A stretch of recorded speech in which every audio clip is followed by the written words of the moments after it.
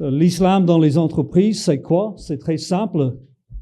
C'est les employés musulmans qui revendiquent le droit de pratiquer leur culte pendant qu'ils travaillent. Je ne connais pas de catholique qui demande à son patron une pause pour dire le rosaire à midi ou à 18 heures. Mais chez eux, c'est systématique. Les chefs d'entreprise ne veulent pas que les employés musulmans pratiquent leur culte pendant les heures de travail parce que ça a un coût. Alors, sur le slide suivant, sur la deuxième page, vous avez une panoplie des demandes formulées par les employés musulmans. Vous les connaissez, le droit de faire la prière pendant le travail, d'avoir des pauses, parfois d'avoir des salles dédiées à la prière, le port de vêtements comme le voile sur le lieu de travail. Mais je voudrais attirer votre attention sur un des points qui est la performance amoindrie. Cela veut dire le fait d'accorder ces droits, ces privilèges, un impact négatif sur les résultats financiers de l'entreprise. Et on verra un cas concret tout à l'heure. Donc, on passe directement à cette étude de cas emblématique qui vient des États-Unis. Mais avant de parler de l'entreprise, il faut que je vous explique, il faut que je présente deux organisations qui sont très impliquées dans ce système. La première, c'est CARE. CARE, c'est le Council on American Islamic Relations.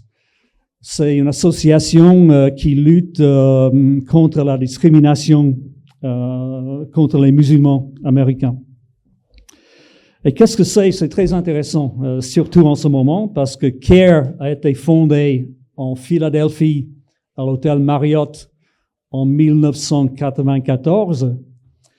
Et les fondateurs de cette organisation étaient des membres du Hamas. Donc CARE, cette association soi-disant qui lutte pour les droits civiques, est en fait une émanation du Hamas des frères musulmans. La deuxième organisation, c'est le EEOC, le Equal Employment Opportunity Commission. C'est une agence fédérale créée en 1964 au moment du passage de la loi sur les droits civiques pour les Noirs américains. Et cette agence est chargée de s'assurer à ce qu'il n'y ait pas de discrimination à l'embauche contre les Noirs. Mais l'objectif de cette agence fédérale a été détourné par CARE et ils se servent comme un levier pour obliger les entreprises à accorder à leurs employés musulmans ces droits dont je parlais tout à l'heure. Alors, le visuel suivant, il faut savoir que entre le 9 septembre 2001 et l'année 2015, l'année où ce problème a débuté pour l'entreprise, pendant cette période, les États-Unis ont accueilli presque 100 000 réfugiés somaliens sur le territoire américain. Ils ont été envoyés dans tous les États américains, mais à la suite de cela, ils ont migré vers deux États dans le nord des États-Unis, le Michigan et le Wisconsin, parce qu'ils voulaient se retrouver entre eux. Donc, il y a une forte concentration de réfugiés somaliens dans ces deux États. Ça nous amène à la société en question qui s'appelle Aaron's Company. La Aaron's Company a été fondée dans les années 1920 par un immigré néerlandais. C'est une entreprise familiale qui est toujours tenue par la famille. Et l'activité consiste à fabriquer des engins pour le jardinage, notamment les tondeuses. Donc, au moment de ces événements, l'entreprise avait une usine dans la ville de Brillion, dans le Wisconsin, avec à peu près 2000 employés. Le PDG actuel de cette société est l'arrière-petit-fils du fondateur, un monsieur Dan Ahrens, qui a obtenu plusieurs récompenses pour être un employeur modèle, un PDG modèle, très porté sur le bien-être de ses employés. Donc, c'est un employeur modèle. Donc, qu'est-ce qui s'est passé? Monsieur Ahrens, puisque avec tous ces Somaliens qui arrivaient dans le Wisconsin, Monsieur Ahrens a décidé de proposer des emplois à ces réfugiés somaliens. Donc, dans un premier temps, il a embauché à peu près une dizaine de musulmans. Et lors de l'embauche, ils ont expliqué au patron et à la DRH que leur religion les obligeait de prier à certaines heures de la journée. Donc, l'entreprise a dit, d'accord, on est d'accord, on vous accorde, en plus des pauses données à tous les employés, on vous accorde 2 pauses de 10 minutes par jour pour que vous puissiez faire vos prières. Et ils ont même préparé une salle de prière dédiée pour ces employés. Donc, en principe, tout devait bien se passer. Malheureusement, non. Tout d'abord, les pauses prières dépassaient systématiquement les 10 minutes parce qu'il fallait aller dans la salle de prière, il fallait faire les ablutions, etc. Donc, c'était plutôt entre 20 et 30 minutes pour chaque prière. Aussi, quand ils quittaient la chaîne de travail, la production s'arrêtait. Parce que la façon dont la production était organisée était très structurée. Donc, quand il y avait 1 ou 2 musulmans qui partaient de la chaîne, tout s'arrêtait. Alors, le patron a fait venir un expert pour estimer ou calculer le coût pour l'entreprise de ces pauses prières. Et il a fait son étude. Et il est revenu vers le patron pour dire que, oui, monsieur, ça vous coûte $1 million par an en perte de production. Donc, changement de politique. Le patron, en accord avec le DRH, a décidé que ces pauses prières ne pouvaient pas durer. Donc, ils ont convoqué les employés musulmans pour leur dire qu'ils pouvaient toujours prier, mais pendant les pauses, accorder à tout le monde, à tous les autres salariés. Ils n'étaient pas d'accord. Et en janvier 2016, quelques jours après l'annonce par l'entreprise de ce changement de politique, les 53 employés musulmans ont quitté l'usine. Ils ont fait grève en quelque sorte. Après des négociations avec le patron et la DRH surtout, 7 ont été licenciés, 14 ont démissionné et 32 autres ont décidé que leur intérêt était plutôt d'accepter le changement de politique. Donc ils allaient se conformer à la nouvelle règle. Et je dois dire qu'à cette époque, ces événements étaient très médiatisés localement, mais aussi dans les chaînes nationales, dans les médias nationaux aux États-Unis, ce qui portait atteinte à l'image de l'entreprise. Donc l'entreprise était présentée comme islamophobe, etc., intolérant, alors qu'ils avaient commencé par accepter le principe de pouvoir prier dans l'usine. Alors c'est là où CARE intervient. Ils sont toujours dans l'attente d'un incident comme ça pour agir. Donc, les employés qui avaient été virés et qui avaient démissionné sont allés voir CARE, le représentant local, M. Jelani Hussein. Et n'oublions pas que CARE a été fondé par le Hamas. Donc, CARE a pris le dossier en main, comme ils font systématiquement. Et en mai 2016, ils ont déposé une plainte auprès de l'EOC. Disons, l'EOC, c'est un peu comme les prud'hommes français. Cette plainte portait sur la discrimination et le harcèlement des employés par le patron de l'entreprise. La plainte a été classée sans suite.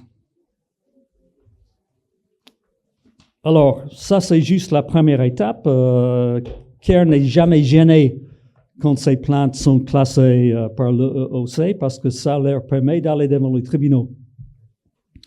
Donc, en septembre 2017, plainte classée sans suite. En décembre, CARE a intenté une procédure devant le tribunal de l'État de Wisconsin.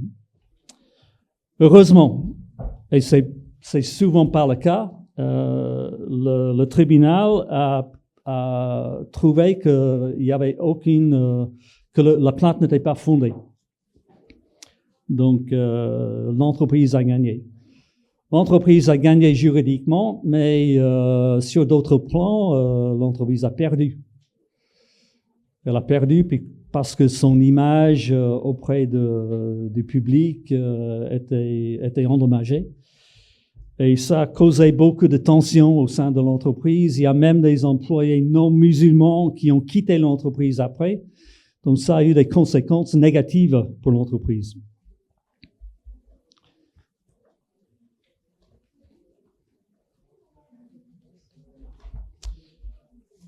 Alors, que peut-on conclure de cet exemple? Et c'est juste un exemple. Chaque année, il y a des milliers et des milliers de cas portés devant les tribunaux aux États-Unis. Et cela emmène les entreprises, dès qu'il y a une réclamation formulée, de céder parce qu'ils ne veulent pas avoir les mêmes problèmes qu'on a vus chez cette compagnie Aaron's. Donc, on peut conclure que les islamistes ont un projet. Tout ceci est présenté comme une campagne pour empêcher la discrimination contre les musulmans, qu'ils ont les mêmes droits civiques que tous les autres Américains, mais c'est pas du tout ça. Le projet, c'est d'islamiser les entreprises dans un plus grand projet qui est d'islamiser le monde occidental, les universités, les écoles, les administrations, les clubs de sport, tout. Et tout ça, c'est très, très planifié par les frères musulmans. Donc, il y a un projet, les DRH et les patrons, et les consultants et les avocats prennent une stratégie de démission parce qu'ils sont tétanisés. Ils sont tétanisés par la possibilité des procédures, par les dégâts causés à l'image de l'entreprise. Donc, plutôt que de défendre l'intérêt de l'entreprise, en fait, ils cèdent. Et plus ils cèdent, plus les autres sont encouragés à réclamer plus. Les administrations en France sont protégées par la loi sur la laïcité, donc c'est pas tellement un problème pour le secteur public, mais les entreprises privées sont abandonnées à leur sort. C'est à eux de se débrouiller. Et la loi El Khomri n'a pas réglé ce problème. On focalise dans la politique publique sur la radicalisation. On dit que le problème, c'est la radicalisation. C'est les musulmans radicaux, mais c'est pas du tout le problème. Le problème, c'est l'islam politique qui, pendant que l'État focalise sur la radicalisation, avance et prend plus de place dans nos sociétés. Il y a même certaines grandes entreprises qui affichent une volonté manifeste d'accepter leur propre islamisation. Je cite l'exemple, par exemple, de Nike, qui a sorti une gamme de vêtements de sport compatibles avec l'islam. Donc, imposer les normes islamiques sur le lieu de travail est en fait une forme de djihad. C'est une djihad, c'est pas violent, mais c'est une djihad quand même. Et si on ne fait rien, on va tout perdre. Donc, juste quelques mots supplémentaires pour terminer, pour mettre ça dans un contexte plus large. J'ai pris le calendrier de l'année 2015 et j'ai repéré toutes les dates pour les grandes religions, à l'exception de notre religion, parce que le dimanche est un jour où, en général, les gens ne travaillent pas, mais tout chrétien est prêt à bosser le dimanche. Hein. Donc, j'ai calculé le nombre de jours dans l'année où un musulman, un bouddhiste, un hindou aurait le droit de réclamer des privilèges, des avantages à son patron. Et j'ai trouvé que sur les 226 jours ouvrables dans l'année 2015, 500 étaient associés à des obligations religieuses. Donc 40% des jours ouvrables de l'année. Ça veut dire quoi? Ça veut dire que si on accepte le principe d'accorder des accommodements aux musulmans, logiquement, on devrait être prêt à accorder les mêmes accommodements à des membres de toutes les religions. Qu'est-ce qui se passerait dans le cas-là? On a vu les problèmes que ça a causé dans cette entreprise américaine. Ça rendrait la gestion de l'entreprise non seulement difficile, mais impossible. Ceux d'entre vous qui travaillent dans les entreprises savent maintenant que c'est très difficile de gérer une entreprise et d'assurer la rentabilité de l'entreprise. Si au problème quotidien des managers, des responsables, on ajoute ce problème des questions religieuses, ça devient impossible. Ça va plomber l'économie. Voilà, c'est tout ce que j'ai à vous dire. Si vous voulez en savoir plus, c'est le livre qu'on a sorti, L'islamisme à la conquête des entreprises, que j'ai préparé avec Alexandre Delval. Juste pour dire que la version anglaise de ce livre a été retirée par Amazon à la demande de qui? De CARE, the Council on American Islamic Relations. La version anglaise de ce livre n'est plus disponible.